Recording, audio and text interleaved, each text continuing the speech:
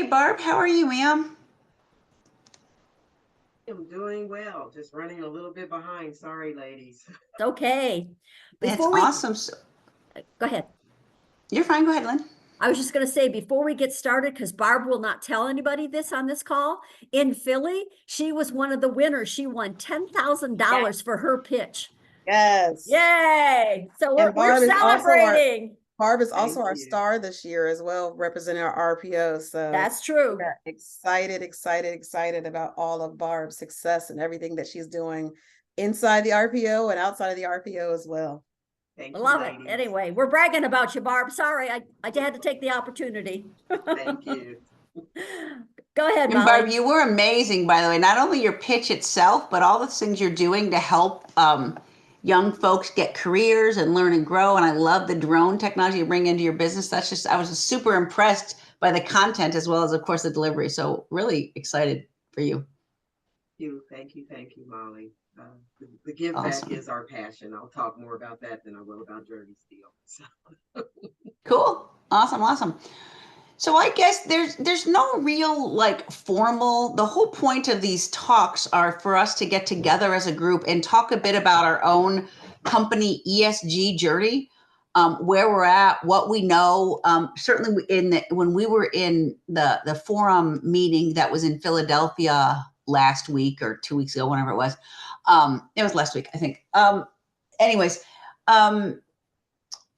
There were a couple of different topics on ESG getting started. There's definitely a couple of different WBEs who have a whole business around helping companies get ESG policies in place and helping them. But a lot of it is really, it's a start somewhere, get yourself measured, and then, move at whatever pace you can move at. So, that's kind of the general theme. I mean, you can Google ESG and find a million different articles. It's really, it's really about finding a way to put numbers around and measuring a company's impact on the planet. So environmental, how bad are you polluting or messing up the planet?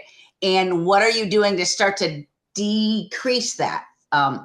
And then social is how well are you treating your people, whether it's your own people, whether it's a community you're in, what are your employment practices and how are those, making people better off. And then the governance and I was interested, a couple of corporate folks that I listened to said, although governance is a part of ESG, it's kind of not that big of a deal because governance has been important for a while. So most of what's under ESG for governance, while it's important, how to run your company well, how to make sure you've got the right structure in place so people can't embezzle or you don't have lots of nepotism or whatever the governance would be. That's been a corporate responsibility kind of talking point and important for a while. So there's not a lot new in that, is at least what a couple of corporates said to me. I'm not sure if any of you have a different experience. So that's and there's several different tools to measure, and I don't have my notes as someone else is talking. I'm going to look a couple of them up, because once I Google it, I'll remember the ones folks were talking about by name. I don't want to give you a sort of name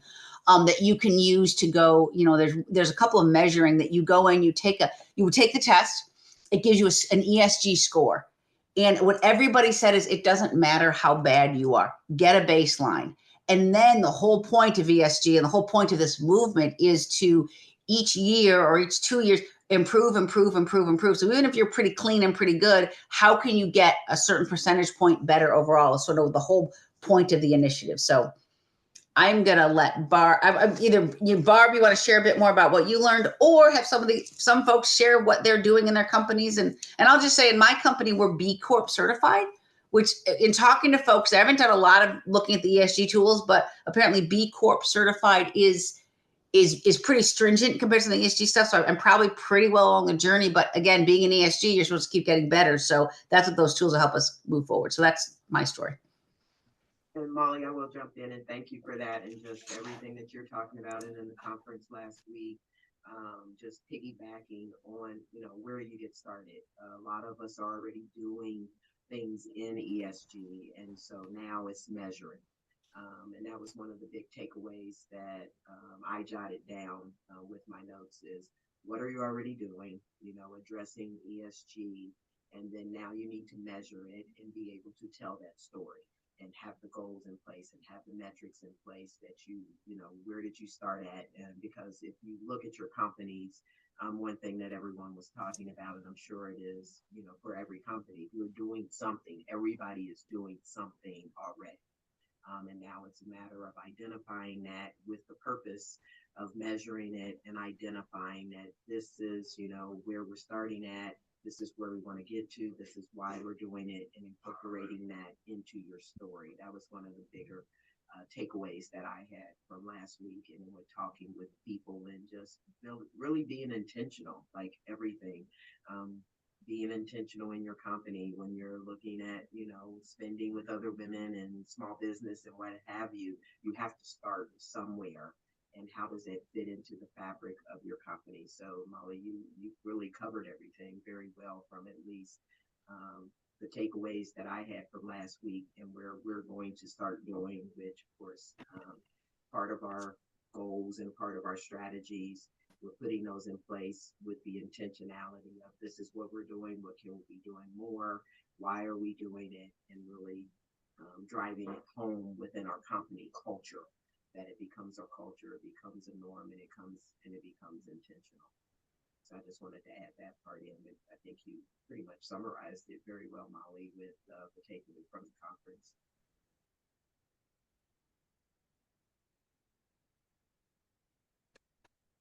Do you guys want to share a bit with us where you are at with your ESG journey? Have you started measuring any of the metrics, or are you just starting to think about what you should be doing?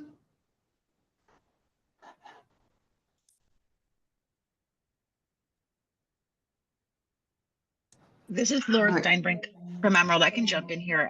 And we also are B Corp certified, and our firm as sustainability consultants, we provide services and reporting for companies that are at least focused on the E and ESG specifically. But I do think that the process of achieving B Corp certification is very well aligned with the needs, wants, demands, if you will, of the corporates, as well as putting an organization along on its starting path journey. But I mean, since we're sustainability consultants, we are very focused on the E and ESG, and so we do all of the measuring and reporting of our own environmental impact, and are increasing our data about that. But it's, I think, also along that line is also being able to measure and report impact in the community and supplier engagement and diversity numbers, also.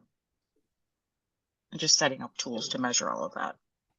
Laura, is it EcoVadis? Is that the certification that they all talk about? Mhm. So that is one that's very specific to retail specifically. If you want to sell to Walmart or the others, that yes, and that it's a general, you can go in the system and get a score.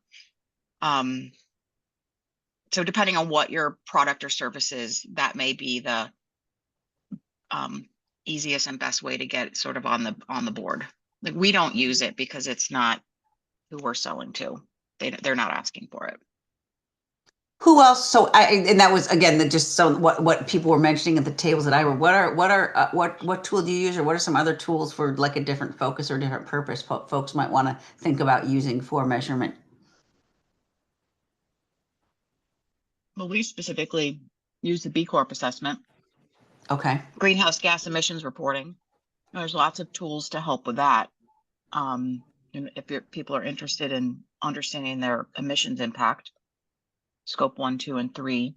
And an easy tool is Energy Star Portfolio Manager for offices, or ARC, which is a free tool sponsored by the U.S. Green Building Council, which is behind LEED, which helps also articulate some fleet, which is your scope 3 company controlled emissions. So if you have cars, trucks, can go into there also.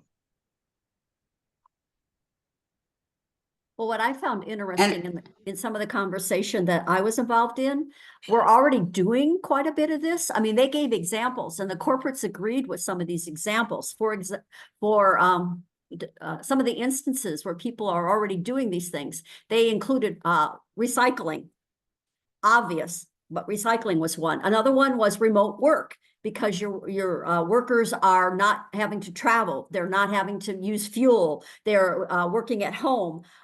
They gave 6 to 12 different ideas of things that people are already doing that they might not have put under the ESG umbrella. And if you just start thinking in those terms, you would be able to come up with a lot of different things you're already doing that you didn't even realize fit under that umbrella. Does that make sense, Molly and Barb? Did you hear that at last week's conference as well? Yes. Yeah.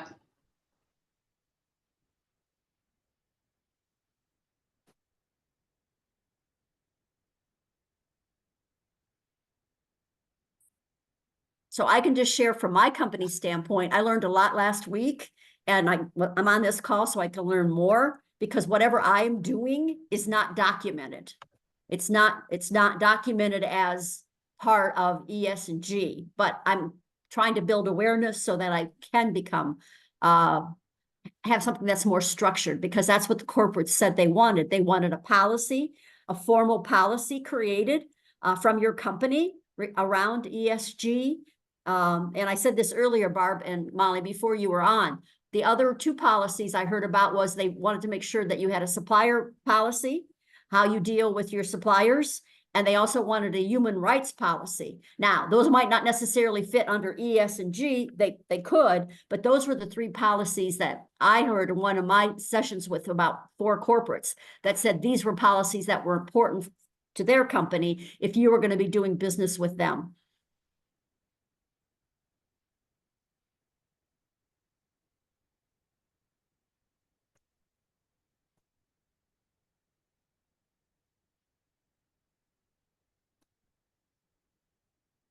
Thank you, Lynn. Does anybody have any questions? If you don't have a question about ESG, I'd like to know a little bit more about B Corp. That's not something I'm familiar with. Could you share just a little bit about that? Sure. So B Corp stands for Benefit Corporation. Mm-hmm. It was a standard put together by B Labs, and the idea is to have companies do good. And again, it was, I think, a lot is used in a lot of retail to say, hey, we're a retail that cares about the world. Mm-hmm. And so like you've got Patagonia and a lot of the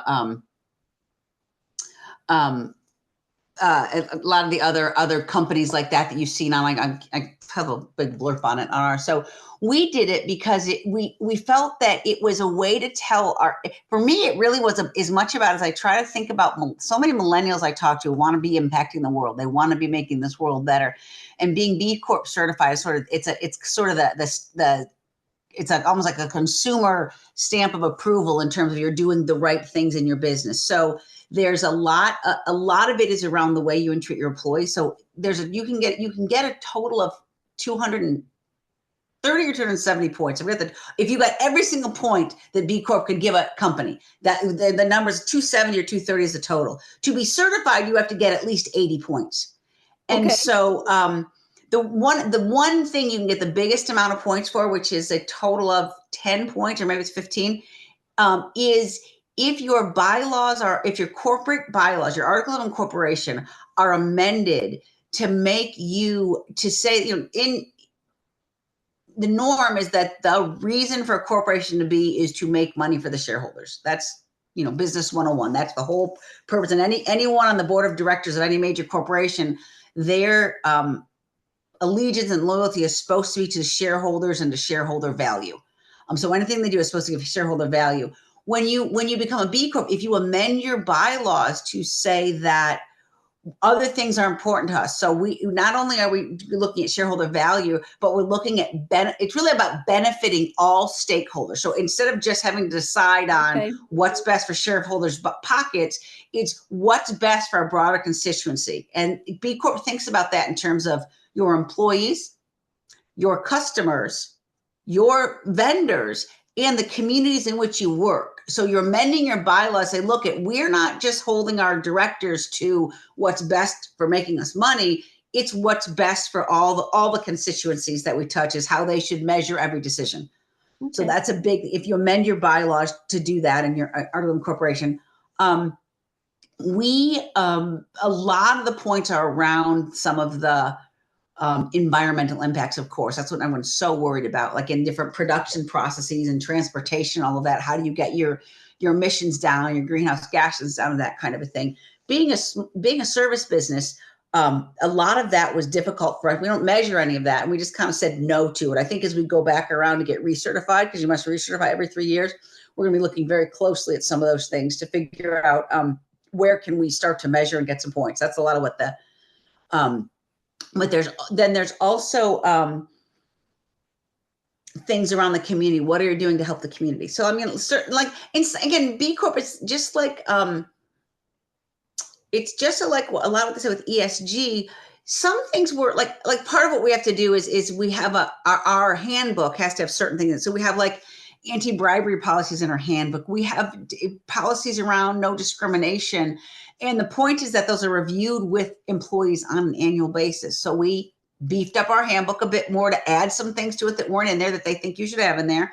And we now have an annual process where we, in our monthly staff meetings or weekly staffings, we take out, a time when we do cybersecurity training. We take out a time when we do the handbook review and have employees review and sign that each year that they've seen the updates to it. So again, a lot of it can be standard business practice that aren't that hard. Other things we've done is we put into place like an employee wellness program. So we have we track people's steps.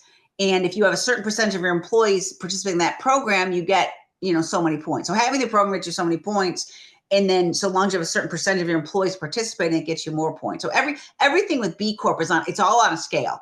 You might get, and a lot of things you get a half a point for, 0.8 points for, it's not like big points for anything except, like I took the bylaws, everything else is a point and a half here or there. Maybe if you do it all the way, you can get 3 points, but if you do it 2/3 of the way, you get a point and a half. It's really, and their whole website is very, very easy to use. In that it walks you through, it tells you what they're looking for and at what level the different scores are. So it is a lot, though. It probably took us a year to get it all together, and we weren't solely focused on it. We were doing it aside from our day job, but it's a really good guide. If you want to have like a stamp or a seal that says, look, we care about more than just us, and we care about more than our profit. This is like a good public stamp to have for that. And I assume you use it in your marketing? We do. It's it's in our tagline. It's on all of our website, and it's that. And we've done a little bit of a few social media posts about it, but definitely it's something to use for marketing. And Molly, just a question, and thank you for going into that. I know that we looked at B Corp way back when we first started, and I would think that it's the original ESG. And is that a too simplistic understatement? I would think if you are a B Corp, you are in essence hitting everything that ESG is about. That is what I was told there, that if you're B Corp certified, the B Corp rules seem to be more stringent than what people told me. Than the ESG. However, I did get some notice from B Labs that actually I have a meeting later today to work with my team on, is that they are changing the rules for B Corp certification, changing what they require. So we're up for recertification in about 18 months. So we're looking at that now, so that anything new we have to, when we go to get recertified in 25, I want to have everything in place in what new requirements I want to make sure I have in place in 24. So I can say, look, yes, I can do this. And here's my data from 24 to show that I'm doing it. So as to not have to go, oh, I got caught flat-footed, I'll fix that and do that going forward. So that's our strategy with that. But so I don't know if those new guidelines are more stringent or less, or what the deal is with that, but I'm assuming they're a bit more stringent. They're more stringent, and they've really expanded into the whole environmental impact, and in essence, forcing B Corps to know and be able to articulate their impact. And Laura, how does that affect service companies? Because we just don't really, 90% of my workforce is remote. I have a very small office footprint. How does that affect service companies versus a product-based company? So obviously service companies have smaller footprints, right? Period, end of story. But it is still possible to articulate what your footprint is. If example, you have leased office space, whether or not you're paying directly for the utilities, you can still understand what, like, for example, we're in a 6-story office building, you know, just one suite. And so we take the building owner gives us the utilities and we just divide by our square feet to get, you know, how much in essence we use. It's not great, but it's the only way because we're not sub-metered. But there's ways you can do it. You can articulate employee commuting and or driving to client sites. And then I put in the chat a resource, Carbon Neutral Club, which also is like an employee engagement platform around climate impact. And it can help you articulate your work from home footprint, because there is still a footprint, even if they're working from home. That's your scope 3 emissions. It's not scope 1 and 2, but so it shifts. The office emissions are scope 1 and 2, and then it shifts to scope 3 when it's work from home. So still part of the footprint. Thank you. That helps a lot. So is that one you put in, Laura, right under EcoVadis? Is that the one you're talking about, that link? So I put in a bunch. I put in EcoVadis, and I put the B impact, which I think Molly also just put in, which is where you can go look at the B Corp assessment and sort of understand the questions it's asking you. ARC Scoroo, which I put in also below there, that is a place probably better for, you know, folks that have offices or multiple footprints, but it can look at your waste. Like we track our waste here at our office. How much are we recycling versus creating? So you can track that. You can track employee emissions from cars, transportation in there. Energy Star Portfolio Manager is a tool. If you've got multiple offices, it helps to benchmark them against each other. And then the Carbon Neutral Club. And then the last one I put in there is called Greenly, which is a software program that can convert your spend onto emissions. So for example, and it's based on the greenhouse gas protocol, but let's say you spend $10,000 for accounting services every year. It will articulate an industry standard acceptable conversion of $10,000 to a professional service firm that does accounting, right? Because they have sort of some, you know, baselines of what a traditional accounting firm's emissions are. It's not great, but it's a methodology also to, depends how deep you want to go in understanding and articulating and reporting your impact. Mm-hmm. And how deep do you think, if you're just trying to get started and you want to at least get yourself on the map, how deep do you think, you know, someone needs, like if you're going to want to get EcoVadis certified, or I didn't feel like that for a lot of the tracking that B Corp, we kind of made up whatever made sense to us. And it seemed, I didn't do a lot of the emission stuff in B Corp this time, but is there a base level you think people should be striving for? So on your environmental impact, understanding waste, how much waste you're producing and what you're diverting is usually pretty straightforward. You can measure it by weight or by volume. Then you get into your emissions impact from your facilities, which are your scope 1 and 2 emissions. So there's 4 scopes of emissions. Scope 1 is direct emissions created from company operations. Scope 2 is emissions created from purchased utility and like electric.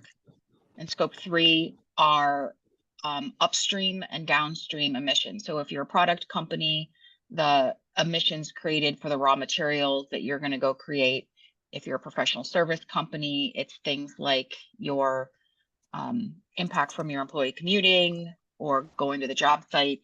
So there's about 14 or more categories in scope 3, which is less necessary to report. So I think how I would just summarize and say scope 1 and 2 are easier to articulate. And then what we call here at Emerald company controlled scope 3, which would be, again, like I keep saying, your employees, right? What are their work from home emissions? What are their commuting emissions? And then that's usually enough for any corporate at this point in time. 3-5 years from now, they may want more, but that would be where I start. Scope 1, scope 2, and company controlled scope 3. And the carbon neutral club is a good place to start with that, or in Greenlee, and those are the ones that are good for that, is what you're saying? Mm-hmm. Yep. Awesome. Awesome. That's great. I'm making myself some notes to get this stuff out of the chat now. So this is super helpful. Really appreciate that a lot.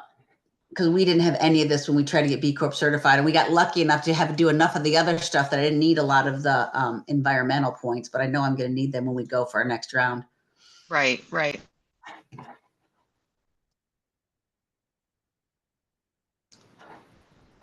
Do we have other questions from the group? I do see that Mitch Harrison just joined. I'm not sure if he wants to come off come off mute and introduce himself to everyone that's here. And Sure. Sorry, I'm jumping on late here. My name is Mitch Harrison. I'm with Pleasant Valley Corporation. So we're certified with WeBank. I figured I just wanted to jump on the call, and I don't have any questions just yet, but here to listen. Awesome. Thanks.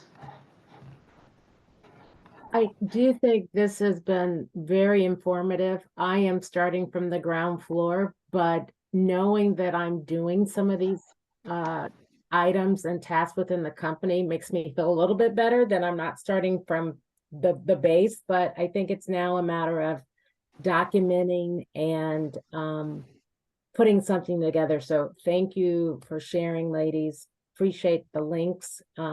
This has been very helpful. Good. And Lloyd, just someone who's kind of walked that path. Can I just ask how big is your company? Do you have a lot of folks that work for you and work with you? Or is it? We have a very small team, but we use a lot of subcontractors. And we are an indirect air carrier. So we have to go through a lot of certifications with Homeland Security as well as the TSA, as far as we do policies where our subcontractors have to go through testing and quizzing and background checks. And then, being that a lot of people are remote, we do capture a lot of things on recycling, reducing our utilities. It's just things that I guess I didn't realize would qualify under the ESG. So it's just a matter of organizing this and putting it to paper. So again, I feel better. At first I was like, oh my, where do I start? But just listening to what you've shared has been very helpful. Having it been it just a lot for us to get this done, I would suggest having at least one other person in your company that is on this committee. If you can do more, that's great. And that between you guys, you agree to how much time in a week or in a month you're going to give to this, and just every week or whatever you set your cadence as, every week, every 2 weeks, whatever. I'm going to take an hour. I'm going to take 2 hours. Guard that time. You take the hour or two and chip away at it. And if you do that, it's if you just say, if I just chip at this with as much time as I've got to give it in a matter of not that long of a time, you'll have something that's really substantial. Because even when we first started, we were overwhelmed. It was just a matter of, all right, well, there's 20 things here. I can't even think about 15 of them, but these 3 I can attack. So attack these in the next round through, so that's what I would suggest. Great advice. It's really to everyone, Thank you. Yeah.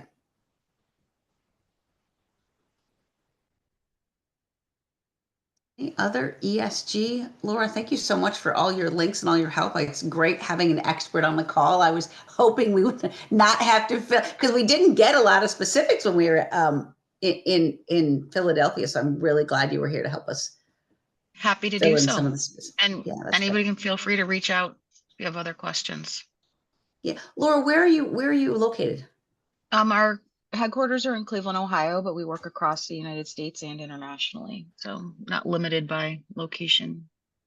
So, and are most of your customers larger organizations, or do you have small companies that you consult with as well? I would say so about 80% of our work, 70% of our work is on major renovation, new construction projects, and we're actually doing sustainable building certifications. But the other 20 to growing 30% is like greenhouse gas reporting and sustainability strategies. I would say, I mean, our target is mid-market, but we've had some smaller firms, but I would say primarily that where we're seeing the opportunities is in more that sort of mid-market area. Mm-hmm. Good, interesting. Okay, and it's a lot with the construction. So people who want to have smart, is it what we consider smart buildings, or no? That's not really what it is. Is it? Well, That's a different smart's thing, part right? of it, but it's more like energy efficient, green, healthy, LEED Green. certified buildings, if you've ever heard of that. Yeah. Well building certification, which is about employee health and wellness. So it's Got it. translating sustainable principles to the built environment is basically what it is. Have you connected with Kelly Kohler out of Cincinnati? I don't know her. I'm kind of new to the WeBank world. Got it. Yeah. So Kelly is a I'm gonna not do her justice by this. She does a lot of, she's like an interior designer on major steroids. So she works a lot with having your space speak your brand. And so she does a lot in helping companies with their buildings and a lot down in the Cincinnati area. But I would think that you guys would be a great, sort of connection for each other. I don't know how much she does with folks that are LEED certified. She's more on like the aesthetics of the space, but I know the two worlds definitely overlap. But she would What's her she last knows name? lots and lots of people.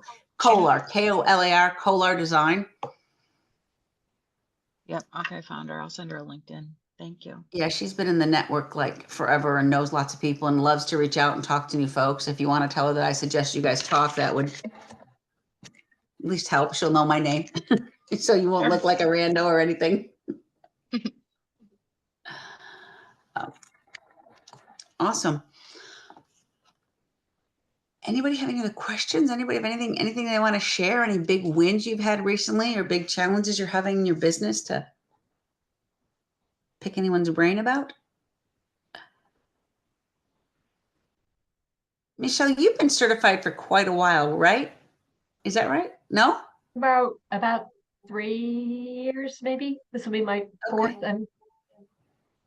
but I jumped in both feet and tried to, match up all of my worlds, the Family Business Association, my NABO here in town, and this, and just kind of play the, try to just bring them all together, make those That's connections. awesome.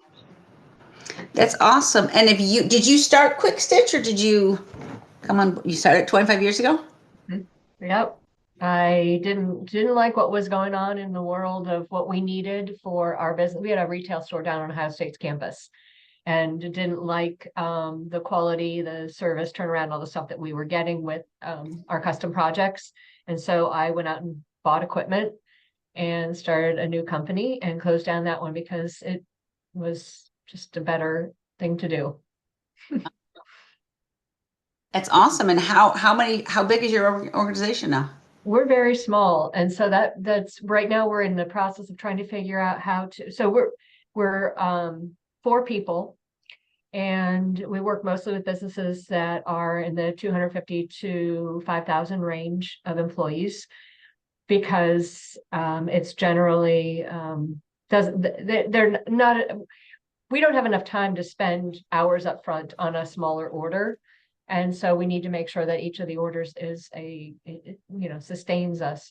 But we're right now trying to figure out ways through automation and whatnot to be able to work with the smaller businesses, which I'm in all those communities with smaller businesses.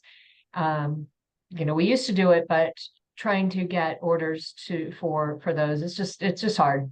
We do all of the embroidery, screen printing, and all that here. We outsource all of the promo stuff, and it's crazy hard to train somebody in this industry. Really? Yeah. Is that because of like the design and the mechanics of it all, or what makes it so difficult? Design, mechanics, the variables. I mean, just even just like pricing out T-shirts. All the prices change daily. Everything changes daily, and and each customer has a whole different need. It's not you know, there are online companies that do it, but you know, they do such a high volume that it accounts for all errors, and it makes it, you know, we're a whole different thing, because we do the whole consultation part as well. Mm-hmm. Yeah, I've tried to design, like, even just trying to design like coffee mugs online is like, eh.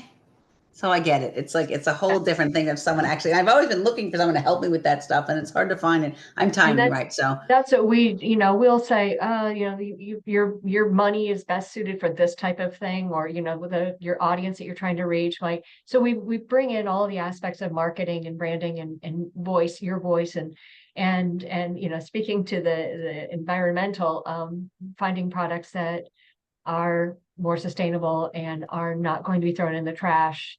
You know, I don't want you to spend your money with me if I know that it's going to be worthless for you or for your, you know, people that you're handing it out to. So that's where we are with it. You know, we don't have any formal policy other than I'm very frugal, and so we don't waste anything if we can help it.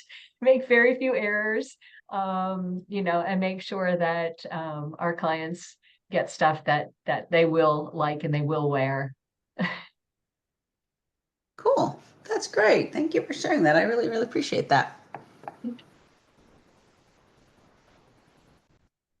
I just want to also say that this has been very informative, and I love seeing familiar faces on here.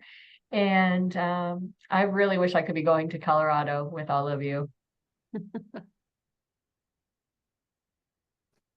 It's usually fun. The national events are definitely, they're a commitment, but they're always fun for sure. So it's over my kids' spring break, and we have a ski trip already planned. It was going to be in Salt Lake City. Now we're going out up to the mountains outside of Denver. So I'm going to pop down for 2 days for the conference and then head back up to ski with the kids again. So doing them both. I don't know how that's going to go. I usually don't like to work on vacation because I'm usually in a different mindset, but you got to do what you got to do, right? Yes. The conference there's so much, I know it's work, but it's also a very, very, very highly social atmosphere. So many friends, and, you know, people you only get to see at conference because they're so busy with their lives. Right, exactly. Yeah, it won't be too bad. Well, I think we're about 10 up now. Unless anyone else has anything they want to share or tell us a bit more about who they are and what they do. Would love to hear a little bit more about y'all. Or we can all take 10 minutes and go have a quick break before our next, whatever we're all got on our schedules. I do have a question for Lynn. I know you do cybersecurity and things like that, and I just stalked you on LinkedIn. But what size businesses do you typically work with? All sizes, small organizations as well as global organizations. It just depends on what you want to try to accomplish, Michelle. So if Okay. you'd like to chat sometime, I'd be more than happy to do that. I would. I have a contract that will be expiring in January, somewhere in there. Up until this past year, I've done everything myself, and I just don't have time for that or want the risk anymore. And so we did outsource, but I don't know if they're the best fit. Honestly, I don't even know what they're doing, but I guess that's good. But yes, I would like to talk to you. So Sure, I'd be happy to talk to you. LinkedIn. Okay, and if for some reason it's not something that we can handle, I have a lot of really great partners. I've been in business over 22 years, and so over those years, I've had the opportunity to meet great people, like the people on this call. I've worked with Molly before, know Barb, Dr. K. It's really a pleasure to get to know you, Michelle, and Lori, and Laura, and Mitch. This is what this is all about, this kind of networking and supporting each other. So thank you, everyone, for sharing today. It's really been good. And Barb, again, congratulations. Pretty darn cool. You, Lynn. Thank you, ladies. Well, happy holidays, everyone. Take care. Take care, everyone. Happy holidays. Bye-bye. Thanks, everyone. Bye. Thanks for sharing.